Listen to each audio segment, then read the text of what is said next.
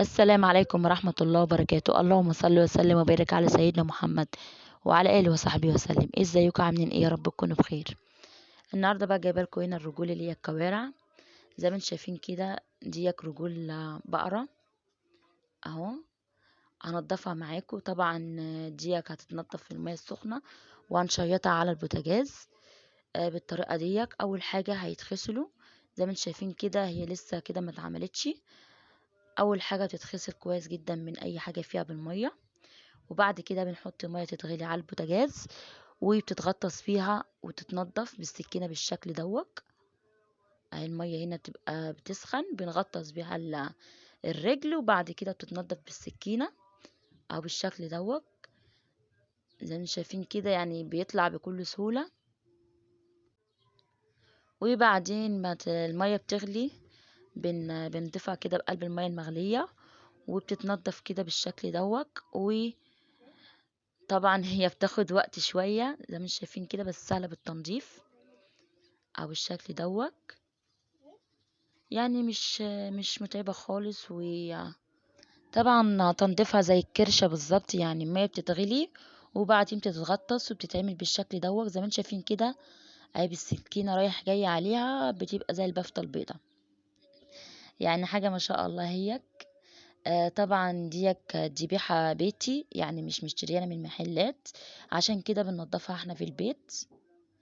وبعد كده بعد ما تتنضف كويس طبعا بتشيط على البوتاجاز عشان لو فيها اي حاجة ما تبانش فيها بتطلع يعني منها. وبنفس الوقت الضفر بتاعها او الحتتين بتوعها بنحطهم على النار عشان تطقطق، وبيشالوا بورد ايه بسرعة بكل سهولة كده بالسكينة بتروح مطقطقة معاها على النار. وبرضو ما بتاخدش وقت خالص بالتنظيف. زي ما شايفين كده ديك غطسناها بالمية المغلية اهي. يعني انا بوريكم بس عشان ايه ما تستصعبوش اللي هي التنظيف بتاعها، او في ناس بتشيطها وهي كده بحالها فكده بتبقى بتتحرق معاهم وبيبقى شكلها وحش، وبرضه بنفس الوقت ما تتنضفش زي تنظيف المية المغلية الاول. طبعا بعد كده اي حاجة بيبقى فيها بتتحط على النار فبتتشيط معاها او بتسيح بكل سهولة وبتبقى نضيفة معاكم. زي ما انتم شايفين كده هنا برضو ايه تاني واحدة، يعني حتى لو فيها حاجة بتتحط كده بالمية المغلية بتتساب بس حاجة بسيطة علشان تسهل معانا برضو الإزالة بتاعتها. زي ما انتم شايفين كده دولك 4 رجول اهو. طبعا ما بتضيفيش اي حاجة للمية، في ناس بتحط لها بيكنج باودر وفي اللي بيحط لها يعني حاجات غريبة كده، لا احنا هنا ما حطيناش اي حاجة علشان برضو ايه ما تبقاش ضرر على الصحة، عشان ده اكل برضو. او بنفس الوقت هو بيتنضف على طول. دي كانت تاني واحدة. زي ما شايفين كده ما بتاخدش وقت خالص.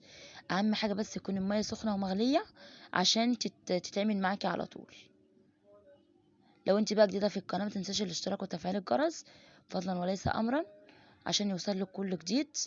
وان شاء الله هنزل برضو بقى مره تانية عن مثلا الراس او حاجه تانية برضو. انا نزلت قبل كده كان الكرش وممبار تنضيفهم برضو على القناه فيديو. ونزلت برضو الكوارع ازاي لو هي كبيرة بتستوي معاكي بتضيفي لها ايه او ايه المكون اللي بيتضاف لها، حاجة برضو موجودة من كل بيت وحاجة سهلة جدا. بس انا النهاردة كان تنظيف الكوارع اهو زي ما انتم شايفين كده. بعد ما عملناها بالمية بنبدأ بقى ان احنا بنعملها على النار عشان لو فيها اي حاجة زي ما انتم شايفين كده بتختفي اهو. بتتحك برضو بقى بتطلع مع السكينة. والضفر برضو لما بيتحط على النار بالشكل ده بيطقطق وبيشال بكل سهولة اهو زي ما انتم شايفين كده. بنشيله هنا بالسكينة بيطلع بكل سهولة، يعني ما بياخدش وقت خالص وكمان بيشال بحاله يعني اهو زي ما انتم شايفين كده.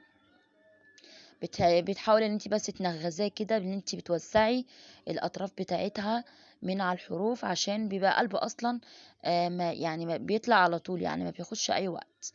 اهم حاجه بس ان هو ايه يبقى على النار كده زي ما انتم شايفين كده وبيطقطق معاكي على طول. واي حاجه برضو بعد التنظيف بتبقى عامله يعني بالشيط مع النار وبتتنضف في كل سهوله مع السكينه.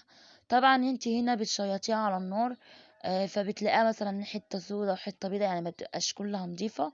فانا جبتلك برضو الحل برضو النهائي زي ما انتم شايفين كده. يعني دورها جاي بعد النار، بعد ما بتشيلي نضفنا هنا الشعر اللي كان فيها، فبنشيل هنا الضوافر من على النار لما بتطقطق وتطلع معاكي. ويعيبش زي ما انتم شايفين كده طلعت ما خدتش وقت خالص، يا دوب اتشمت النار وان انتي وسعتي لها بس الاطراف بتاعتها، فبتتنضف معاكي بكل سهوله. طبعا ده بقى الحل النهائي بعد ما اتنضفت. فبتيجي بقى هنا بتلاقي حته وحته، فبتمسكيها بالسلكه ديت. طبعا السلكه دي ما بتسيبش اي اثر على على الرجوله ولا بتضر بحاجه، دي بتنضفها بالعكس.